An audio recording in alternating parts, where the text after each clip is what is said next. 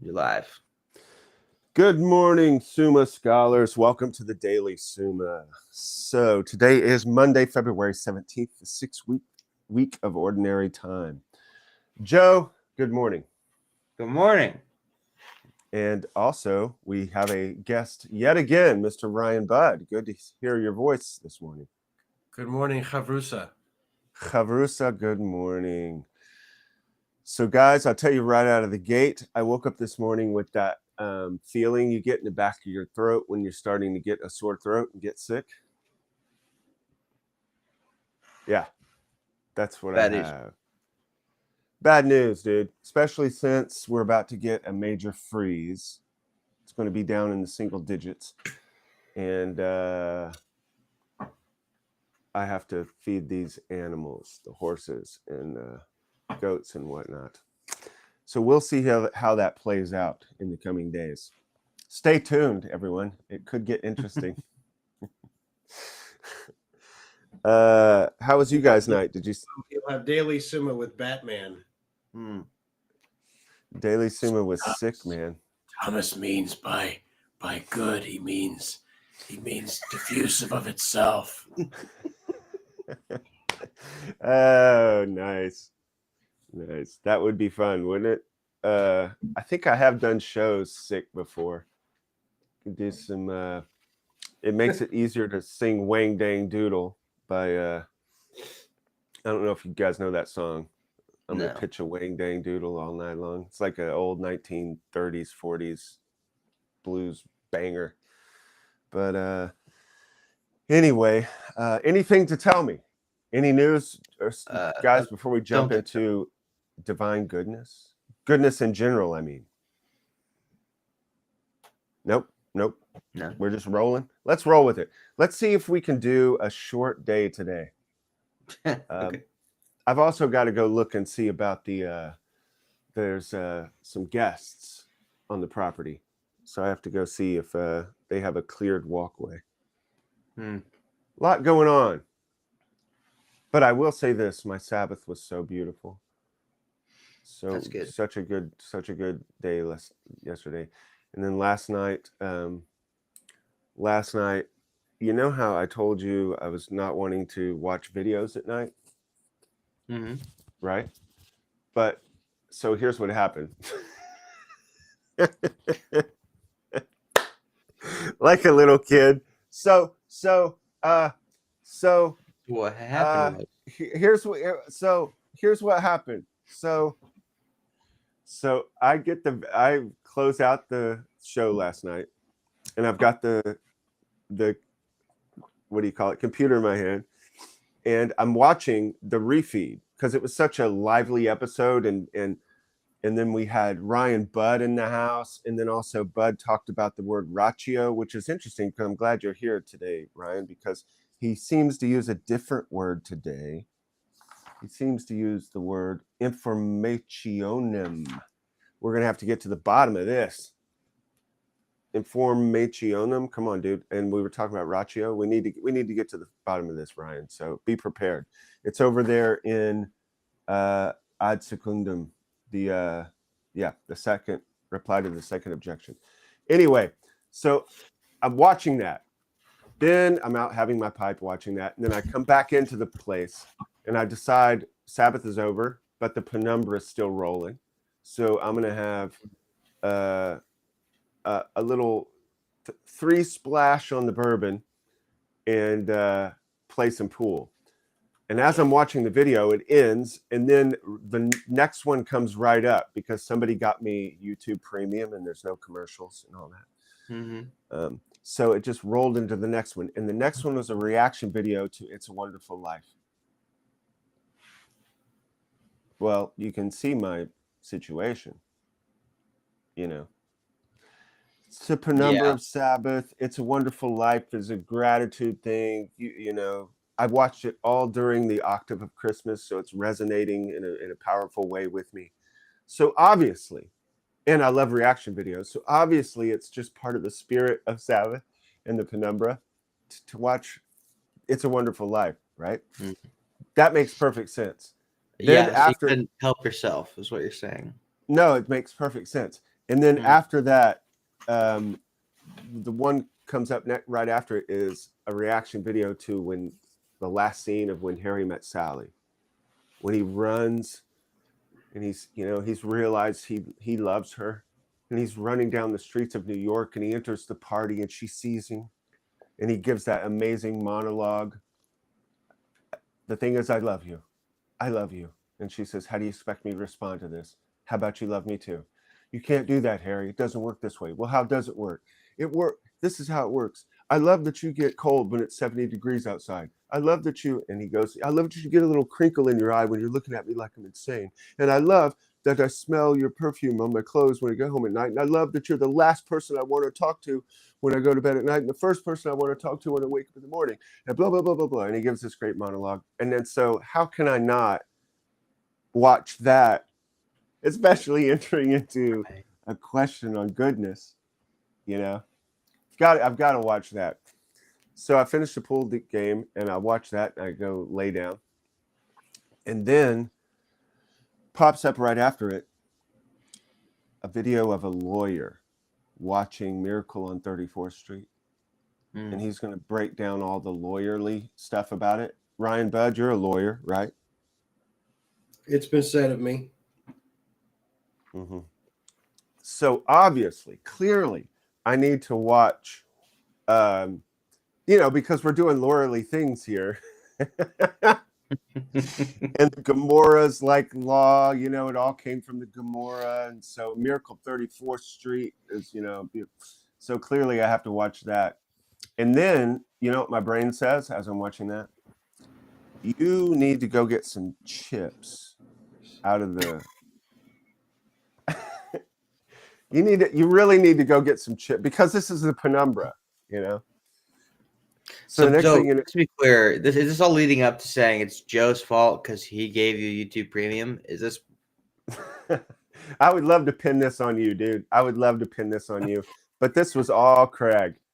This was a big fat ball of Craig. No, but here's the good news, though. As we've said, we grow in grace, right? There was a day when I would have watched even more frivolous and worse videos and stayed up even later. And I was eating like healthy chips, you know what I mean? Mm-hmm. I would have eaten just horrible junk. I would have probably kept drinking until I finished half the fifth.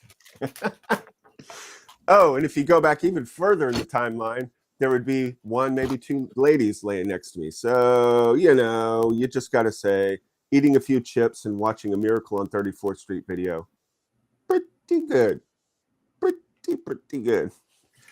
But still, in light of that video a few days ago when we were talking about eating chips and not doing what you plan to do, it was a wonderful evening of that. So I got to wake up with a sore throat this morning. We'll see how that all pans out.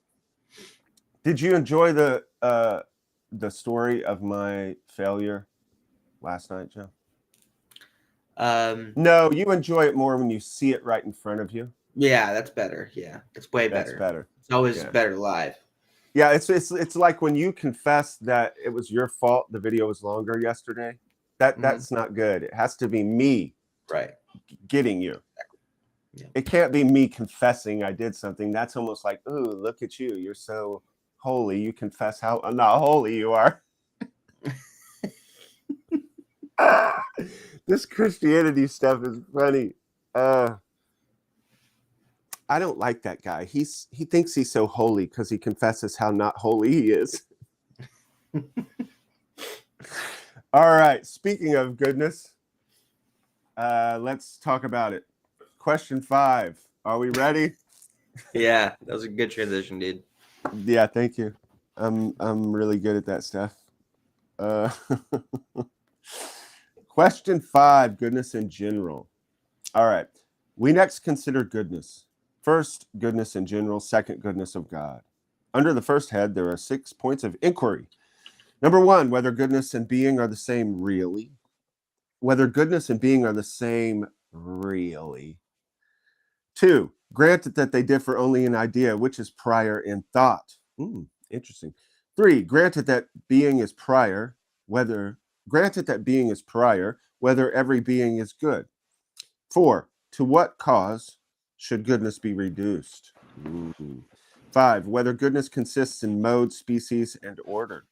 6, whether goodness is divided into virtues, the useful and the pleasant.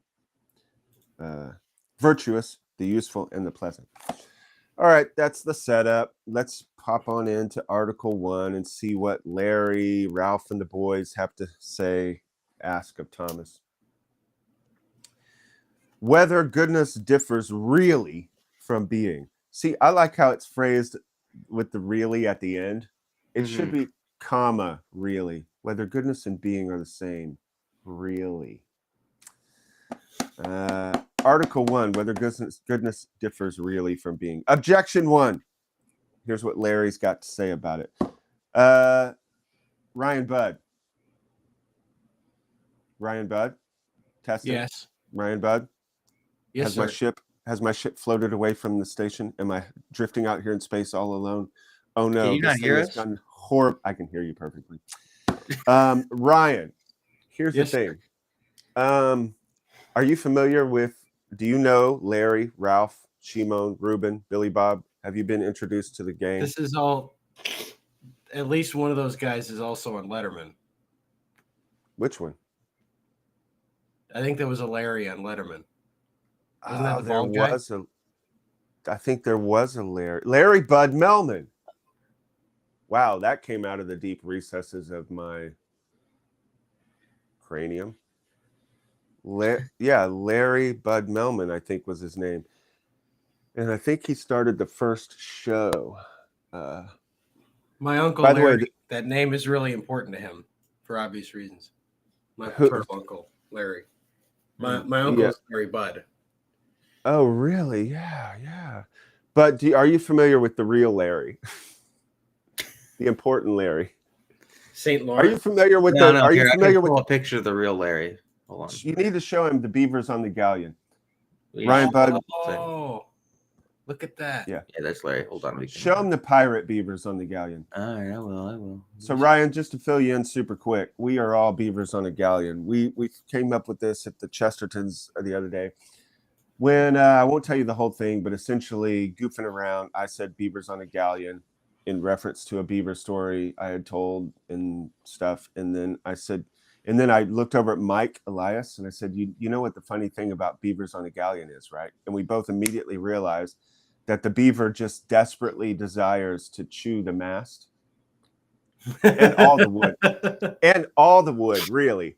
But the beavers are out floating on the abyss, miles and miles from any perceivable landing spot or hope of a better life. They're stuck on this galleon. And the thing they desire most in life is to chew wood. But the wood is the thing what's keeping them from sinking into the abyss. And so we just became enamored of this metaphor, this conceit. And so now we just use it all the time, that we are all beavers on a galleon.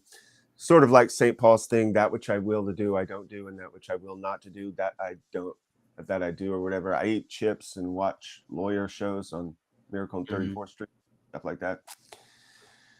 So beavers on a galleon. And the first beaver to ask the objection is Larry. You saw Larry with his do-rag and pirate shirt. That's Larry. His objection to Thomas is, it seems that goodness differs really from being. For Boethius says, I perceive that in nature, the fact that things are good is one thing, that they are is another. Therefore, goodness and being really differ. So you can have a fruitful tree and you can have a barren tree. Fruitful tree, good.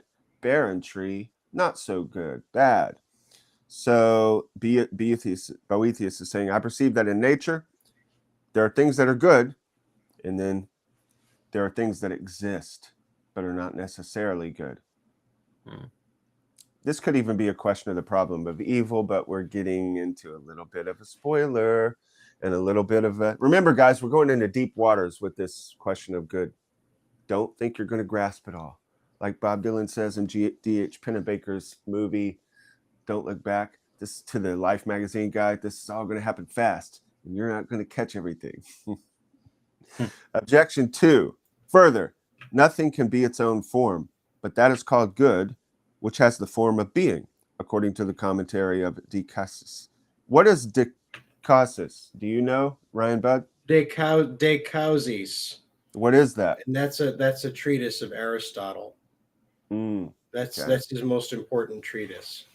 Oh, really? That's weird because According it's to down most on my reading list. It's where he comes up with the causes. Oh, De Causis. So it's like he's like De Causis, man. I'm gonna tell y'all about De Causis.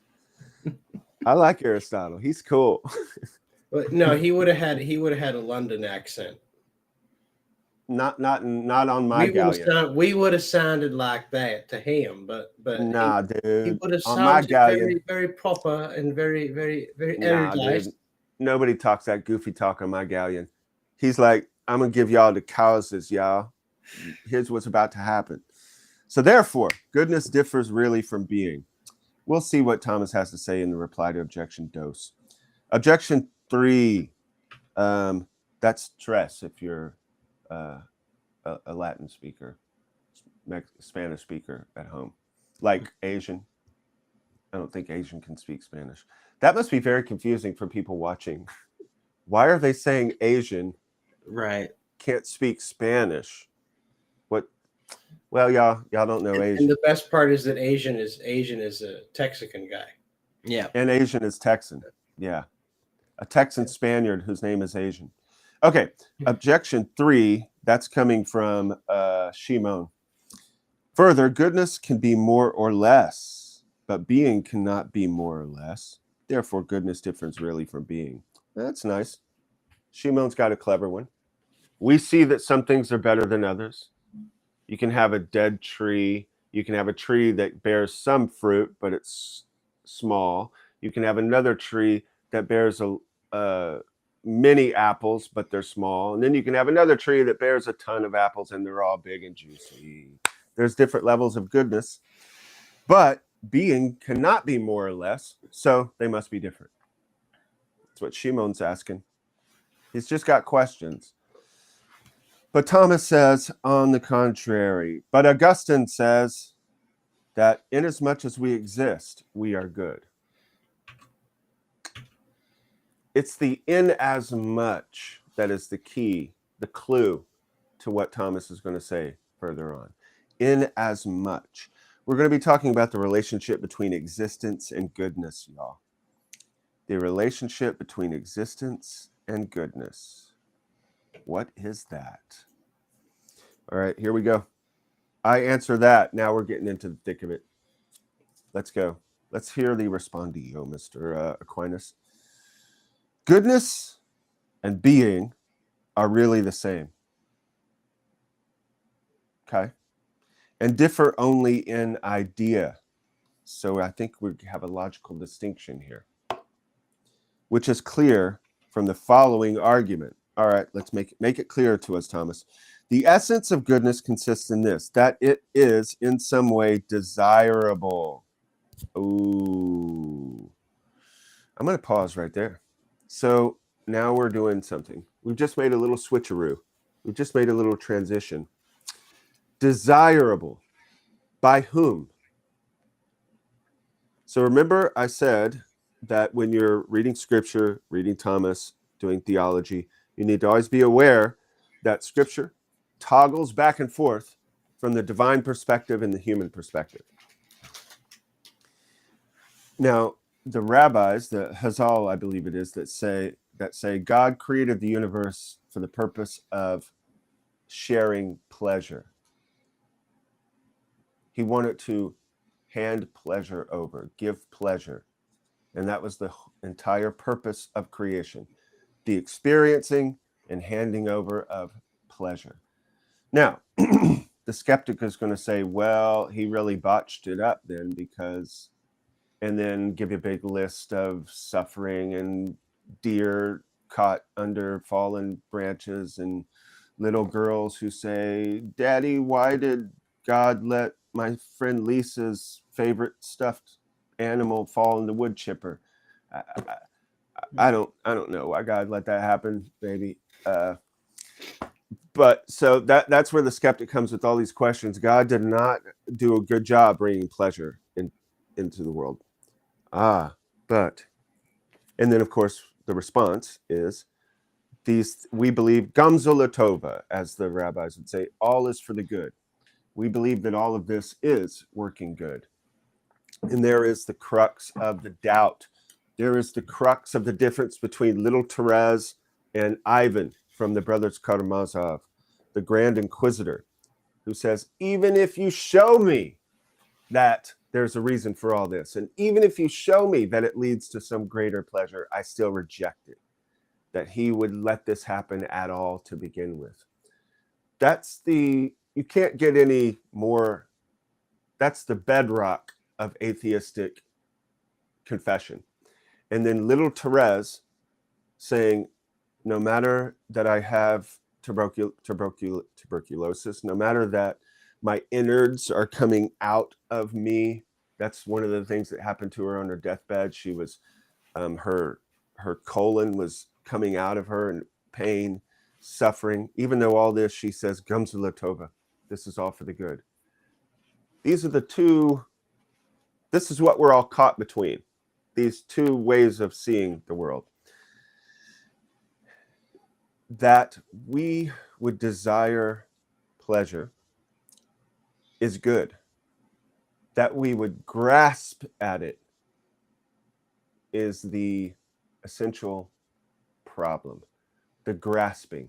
And we'll flesh that out more as we go along. But I just want to show you, in saying that goodness is desirable, that we've made a transition into the human perspective. And we're going to go further into what constitutes goodness and how that's manifest in this world of shattered vessels, in this world of shadows, this valley of tears, where everything is not clear and you can seek after goodness. Remember, we said earlier, all men seek happiness. There are no exceptions. The words of my beloved teacher, Dr. Theodore Rebard. All men seek happiness. There is no exceptions. But unfortunately, in this world, you can look out starving, thirsting, and see an oasis in the distance and then go after it. And upon arrival, realize it's a mirage. That's something that can happen in this world. Can't happen in the world of divine, the divine, because he is but emets. He is pure truth. He is in truth.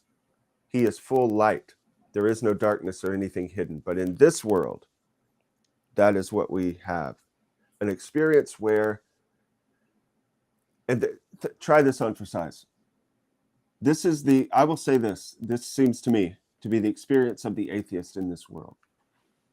Remember, all men seek happiness. There are no exceptions. Even Judas, when he was seeking to off himself, it was because he wanted happiness, he wanted goodness, and he despaired of ever achieving it. But it's still a desire for happiness and to end the suffering. So try this on for size. The state of the atheist, skeptic, believer in this world is like one who loves the song, The Mighty Quinn. I don't know if you ever heard that song, guys, but come on within. You've not seen nothing like the Mighty Quinn. I think that was a 60s song or something before I was born. But anyway, it's still a pretty popular song. Or somebody loves that song, All Along the Watchtower by Jimi Hendrix. They just love that song.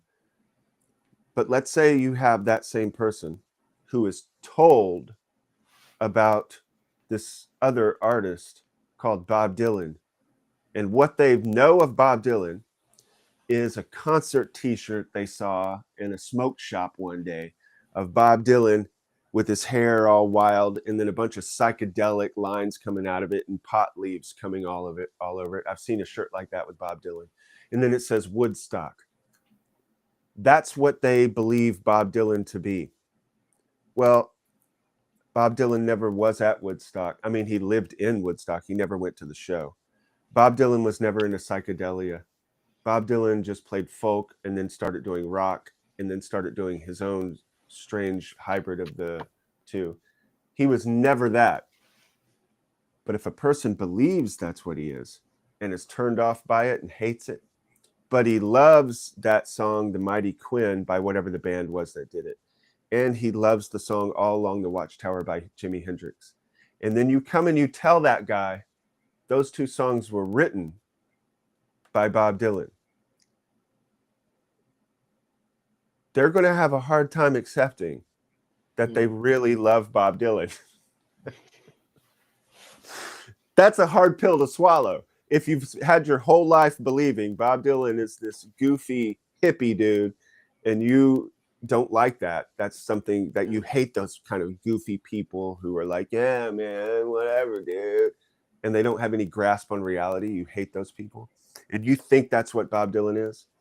But you love the song The Mighty Quinn and All Along the Watchtower, the whole time not knowing that Bob Dylan wrote those. That's the situation, it seems to me, of the atheist in this world. Everyone is desiring pleasure. Everyone has loves. The atheist has things that he loves: art, beauty. I remember an atheist friend of mine telling me about laying in the bay in Turkey, in the ocean, in the water, and looking up and seeing the moon in the daytime, and just being totally in love with this situation of life and gratitude. That would be loving the song, but not realizing the songwriter. And that's the state that we're all in to a certain degree. We all go after things that seem good and sparkle, but aren't. And we all reject things that aren't good. I mean, that are good, but we perceive them as not being good. So let's dig into goodness, desirability, and pleasure, and what Thomas has to say about all of these. Hence, the philosopher says in the Ethics, goodness is what all desire. Now it is clear that a thing is desirable only insofar as it is perfect. Remember, the last question was about perfection. Perfection is how much a thing has come into its nature, like the wood, the TP of the wood that making the fire that we talked about, or an artist making a statue, or even last night when Ryan Budd says, yeah, I tend to be a procrastinator or something. What was it you said you were, Ryan? You imprecated yourself. Those are the first. Something having to do with being lazy. Yeah, something like that. And then I go, ooh, perfect. Using the word perfect as not complete total perfection, but that which has expressed the nature in a way that is appropriate or concomitant with the goal. So perfect, yeah. And by the way, those three notes that just rang out, dun dun dun, those are the first of that song In the Summertime. Dun, dun, dun, dun, dun, dun, dun, dun, dun, dun. I'm a musician, I can't help it. It's just in my head. Can't stop it, guys. Can't stop it. I haven't done music in years, but it just doesn't stop. All right. Now it is clear that a thing is desirable only insofar as it is perfect. For all desire their own perfection. We all want to become the best of what we are and what we can be. But unless you fall into despair, Judas, etc., that can still happen. It's a great tragedy. But everything is perfect. Oh, and part of the sorrow of that is the grinding gears of still wanting to be good, but then the thing drawing you down. That's the horror that happens when someone's falling into despair. They still have a desire for the perfect and the good. But everything is perfect so far as it is actual. Therefore, it is clear that a thing is perfect so far as it exists, for it is existence that makes all things actual, as it is clear from the foregoing. And then he quotes the past things where he proved that. Hence, it is clear that goodness and being are the same, really, but goodness presents the aspect of desirability which being does not present. So again, goodness is within the consciousness of the creature, desiring. But in God, all is good, and in God, who is being itself, what Thomas is going to say is that being, we don't need this anymore, that being is good. God is good is basically going to be the end of this whole thing. But again, we're not wanting to just go, God is good, like a parrot. We want to understand exactly how that works and how it corresponds with our life in God. Remember, this is a long, drawn-out meditation on the presence of God in our lives. So be it. Turning of the page before you get on. Turning of the page, sponsored by Salvation Stories by Ryan Budd. There you go. You're welcome. Run out, everybody, and get the book Salvation Stories. How can they get that book, Ryan? They can get the book at Bookmarks in Steubenville. They can get it at stpaulcenter.com. They can also get it on the wonderful Amazon site, but I would much rather you get it from stpaulcenter.com. Go to St. Paul Center and make Ryan Budd happy. The book is called Salvation Stories, and it's a book about God's acting in families, right? Throughout the history of Israel. And how how all the families are all messed up. So if your family's all messed up, which, come on, who are we trying to kid? If your family's all messed up, you shouldn't be shocked or surprised by that. And you should be rejoicing, because so were all the patriarchs, so were all the prophets. Right. There's hope for everyone. There's hope for everyone. And the same God who is working in their families is trying to work in yours. So the whole idea is learn what he does and figure out how to cooperate. Ooh, so good, Ryan. So good. I need to remember to, I wanted to read a quote from this morning's Divine Office, the Vigil Office. I think that it can play into this about goodness and desire and seeking. So if I don't remember, remind me. And if I forget, it's no big deal. Who cares anyway? It's not that important. But let's go to reply to objection 1, which obviously Thomas is a little long-winded in replying to Larry. Let's see what he says. How did Thomas know he was going to be talking to a beaver? That's what I want to know. Infused knowledge. It's so good. Okay, reply to objection 1. Although goodness and being are the same really, nevertheless, since they differ in thought, they are not predicated of a thing absolutely in the same way. This is just a common thing, guys, and I hope we get used to it. There are different ways. Aristotle said philosophy is about making distinctions. The philosopher makes distinctions and then tries to use precise language to convey those over to the other person. So we're making distinctions here. Let's go. Since being properly signifies that something actually is, and actuality properly correlates to potentiality, meaning whatever is actual has at one point been potential. Things go from potentiality to actuality. A thing is, in consequence, said simply to have being according as it is primarily distinguished from that which is only in potentiality.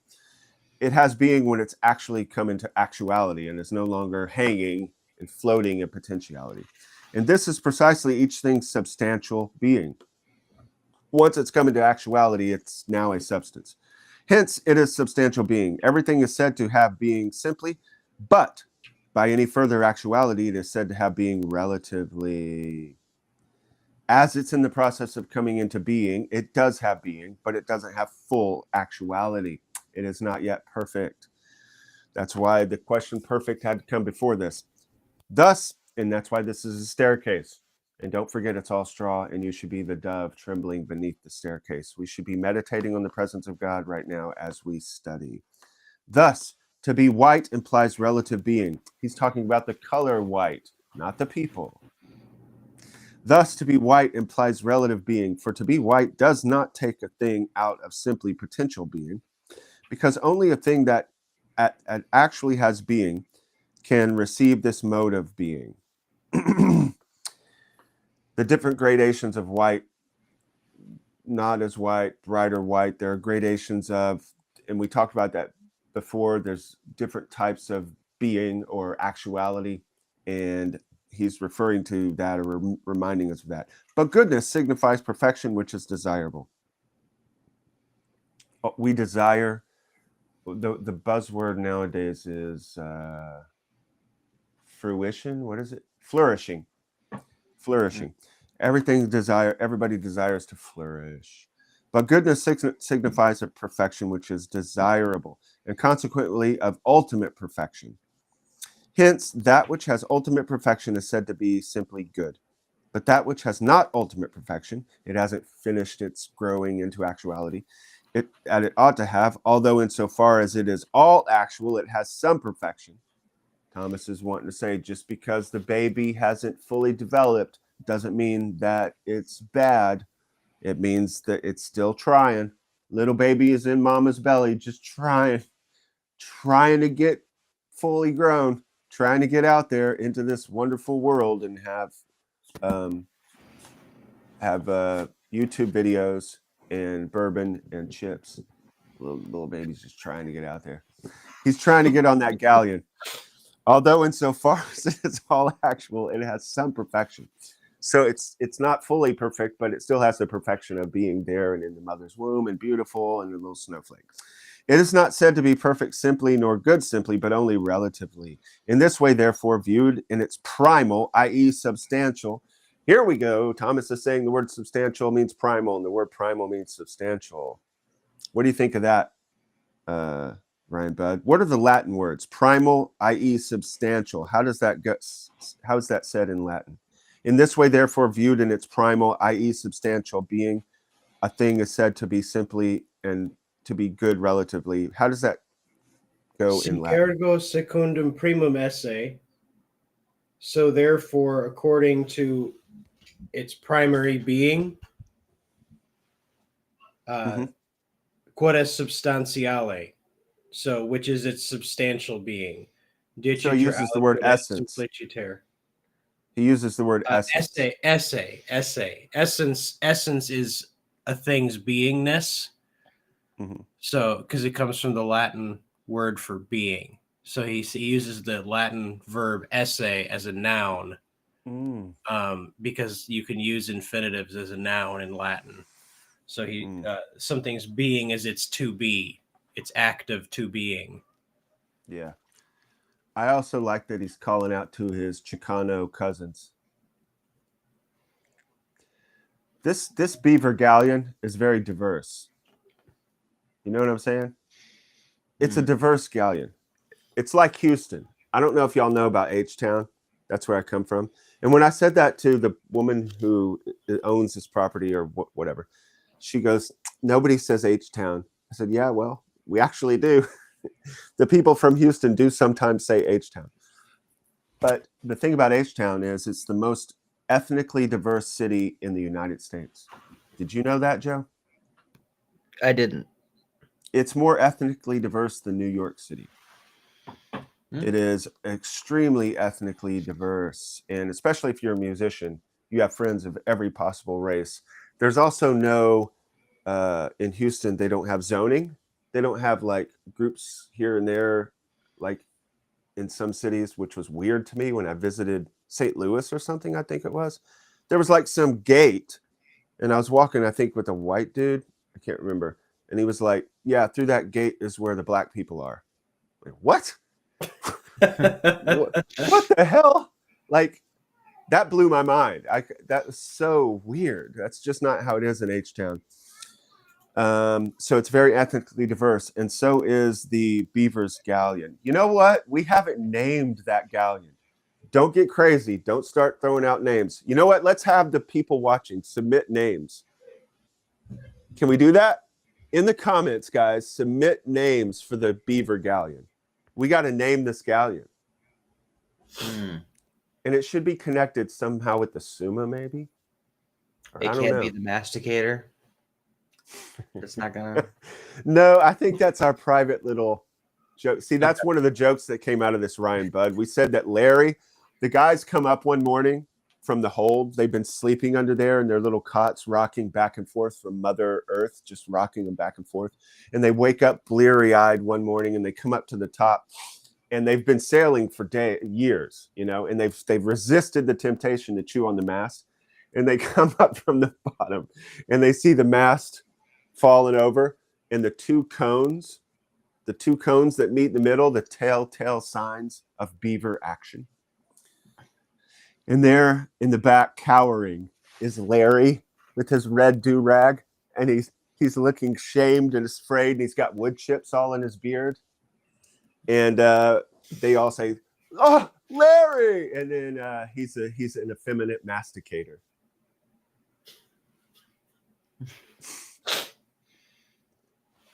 I get it. Yeah, I just thought I'd pause on that one. It's so good. Get a drink of coffee. Yeah, so this Beaver Galleon's very diverse because he calls out to essay. And also previously he said the causes is, man. I'm going to tell you the causes. You know what? I wish we were popular enough. We're still just talking to our friends right now, kind of, sort of. I mean, there are people probably watching Well, who don't know. But like a third of everyone who watches is a completely random person. Nice. Well, I hope it gets big enough I want to find those people who are annoyed heavily by me. Those people who are like, you shouldn't be talking about St. Thomas like this. This is undignified or something. I don't know. I can't wait to see what they write in the comments. Why are you talking about beavers with St. Thomas? Or why are you talking about other races or just goofy people? I can't wait for the goofy people to show up in the comments. We're not popular enough. Guys, like, subscribe, write something in the comments so this algorithm can push us out to the goofy people and we can all laugh at their comments in the comment section.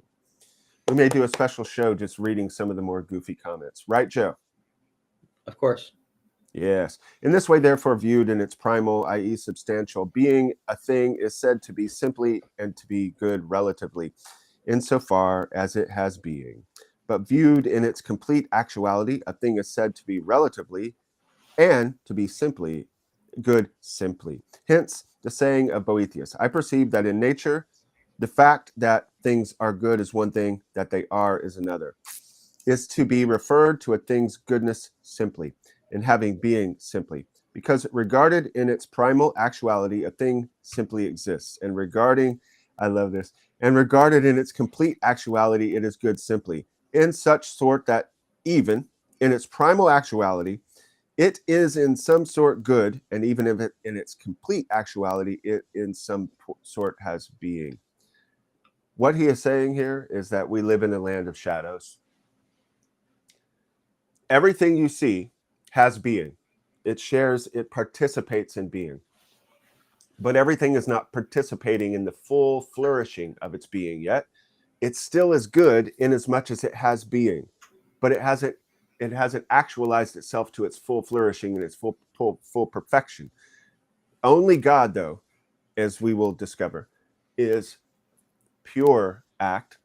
And so only God is pure goodness, and we are participating and sharing in goodness. Now, God has done this so that we might have free will, because as we said in a previous stream, that if he unveiled himself and exposed himself to you fully, you would see that there lies all pleasure.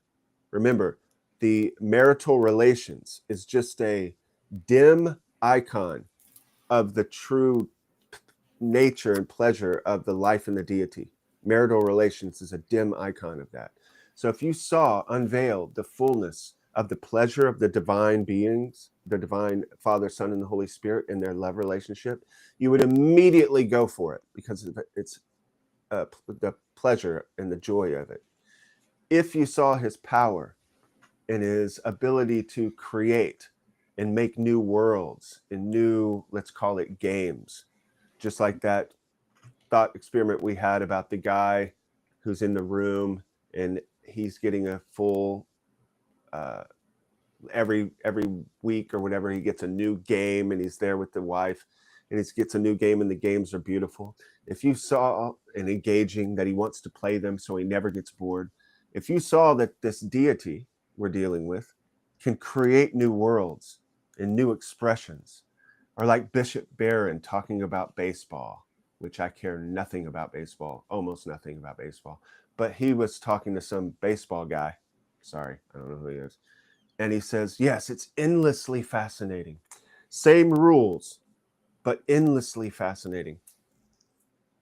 Same game, but each time it's played, a little something different happens. There's a revelation of baseball more and more. If you saw that in God, he can just make new worlds and you'll be existing eternally with interesting variation on themes and a deep love relationship in that, then you would immediately go for it. So God must hide the goodness so that you have the ability to make free choices, because you would do it by compulsion, or as Clement of Rome said, you would do it for profit. And of course, Clement of Rome must have gotten that from the apostles, who I believe got that from Hazal. That's what Hazal say, that God hides and does zimzum and hides his goodness so that we might have free will, or else we would always go for the good. Reply to objection 2. Goodness Just so you is a know, we're form. sitting at about 45 minutes. Okay, we're going to be out of this soon, I think. Goodness is a form so far as absolute goodness signifies complete actuality. Objection 2 was goodness can be more or less.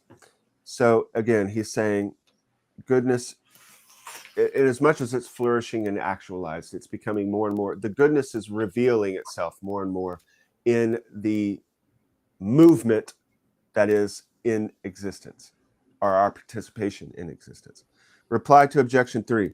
Again, goodness is spoken of as more or less according to a thing's superadded actuality. For example, as to knowledge and virtue. Regarding that, I want to say something that Hazal say about King Solomon and knowledge and virtue being added and growing in it, and growing, let's say, growing in wisdom. We all know that King Solomon was asked, what would you like? And he said, wisdom. And then the question that Hazal asked is, Hazal, for people who don't know, are the ancient rabbis before the time of Christ. Hazal say that Solomon should have asked for. Do you remember? Do either of you guys remember what I said Solomon should, or the rabbi said that Solomon should ask for? Fear of God. Exactly. Fear of the Lord. Solomon should have asked for fear of the Lord, that he would hold God in awe, because he asked for wisdom, which is still good. It's a good. There's goodness in wisdom, great goodness. But because he had wisdom and not so much fear of the Lord, Satan was able to wiggle his way in there. And through the use of the beauty of women, he was able to cause Solomon to stumble. Because if he had full fear of God, he would never have stumbled with the lady folks, which I completely understand. It's my favorite thing too, Solomon. But let's look at this. This is very enlightening here.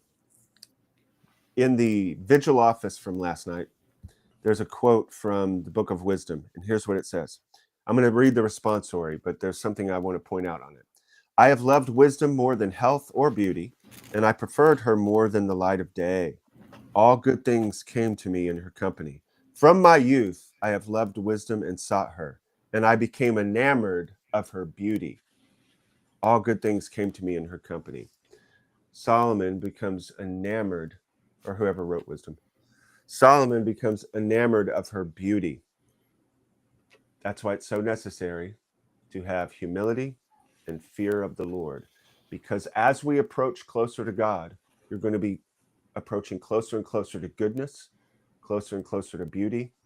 And your desire, this is our fallen nature, the Yetzer Hara, the evil inclination, your desire is going to be to grasp out for it. And that is the essence of the non-being of sin. How do you like that one, Ryan? That's the essence of the non-being of sin, to grasp. You're a new Chesterton, a man of paradoxes. Toda, Chavrusa. So yeah, I will add to that little Therese's quote, which to me most perfectly explains the nature of heaven as opposed to the nature of hell. They're both looking at the same thing, but one is grasping and hating that someone else has more, and another is receiving, not grasping, but receiving in gratitude and loving and wishing more for the other. So the famous Therese quote, little Therese, is, she said, if I were the Blessed Mother and Mary was little Therese, I would want to be little Therese so that she could be the Blessed Mother. That's the heart of a non-grasping soul, and that's the heart that God will pour his goodness into, and they will experience it. All right, I'm just going to read the first part of Article 2 just for formality's sake. Since we're doing a page a day, we don't even really have to read it. We're not being that strict about this, but just for funsies. But before we do that, before we get out of here, is there anything you'd like to say, Joe or Ryan Budd, concerning Article 1, whether goodness differs really from being? At the beginning, you said you wanted to talk about the word informatio. Do you still want to talk about that? Yeah, what have you got on that? You drew attention to it in Ad 2. Yep. And the Latin says, bonum dicitur per informationem. Goodness is said through information. And in the Dominican Fathers, they translate that goodness is a form. Yeah. So far as absolute goodness signifies complete actuality. Are they translating it's the an word? Interesting. It's an interesting translation because they're putting 3 clauses together into one coherent English sentence. But informatio in this context means receiving the form. Receiving interesting. in form. I got it. In being informed in this lexicon means to receive the form. Now, which is really interesting because we use the word information to refer to learning concrete data in our head. Yeah. And despite centuries of abuse in the world of philosophy, of traditional epistemology, that's the study of knowing, epistemology. Traditional epistemology holds that I somehow receive the form of the thing that I know into myself. Secundum quid, as Thomas would say, in a certain way. And so informatio is what we do when we know things. We are informed. We are informed, and that's one of the ways that God makes us greater through knowing, because we receive more forms, as it were, and we become wiser and broader in our minds, closer to the way he is, because he holds all the forms in his mind. We begin to imitate, or we begin to resemble more the initial signet ring, the logos, the divine image, which is, well, the Father is pushed into the wax of the divine logos. I think that's a church father image, that the logos receives the fullness of the Father, but we are little logoi, and we are being informed slowly through this process of growth, and more can be achieved if we meditate, pray, sit in silence over this straw, and become the little dove in the staircase. Push away your YouTube videos, Craig, and spend your time. Now, again, we can't be too strict on this. You should have times of recreation, etc., etc. Don't get scrupulous. Do as much as your strength will allow, but your goal should be to more and more enter into the life of silence and meditation, as Our Lady did in Nazareth, and be informed by the divine light, and crackle with that warm fire of contemplation. Anything else, gentlemen? Thank you, Craig. Thank you. Good one, dude. That was a good one, dude. And thank you, Joe. Article 2, whether goodness is prior an idea to being. Goodness and being are the same. Goodness and a more universal desire. We'll get to that. Objection 1, it seems that goodness is prior an idea to being, for names are arranged according to the arrangement of the things signified by the names, but Dionysius assigns the first place among the other. Boom, we're done. Thanks, everybody. See you tomorrow, bright and early.